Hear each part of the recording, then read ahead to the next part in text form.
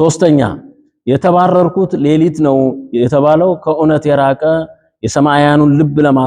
ለመሳብ የተፈጠረ ልብ ወለዳዊ ከመሆኑ ባሻገር የስንብት ደብዳቤ የተጻፈበትና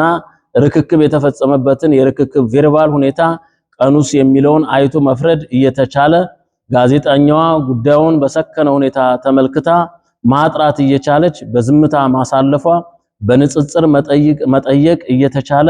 ወግኖ የቀረበ እስኪመስል ድረስ ትኩረቱ ትርፍ ሊያስገኝ ወደሚችል አቅጣጫ አጀንዳውንም ለማጠፍ የታሰበ የሚያስተዛዝብ ሲሆን ይህን እውነት በትክክል ትረዱ ዘንድ የስንብት ደብዳቤው የተጻፈው በቀን 21/06/2017 ሲሆን ርክክቡ የተፈጸመው በቀን 23/06/2017 ዓመተ ምህረት በመሆኑ ምን ያህል ጊዜ እንዳለው ግልጽ ነውና የተወለዱበትንና ያስጌጠችዎትን ቤተክርስቲያን ወቅታዊ ግምት ለማግኘት ቤተክርስቲያንን በዚህ ልክ መበደሉ እንደጠፋው ልጅ ወደ ልቡ ሳይሆን በእኩይ ተግባሩ እንደቀጠለው ዲያብሎስ በተግባር እየመሰሉት ነውና ወደ ልቦናው እንዲመለሱ እናሳስባለን።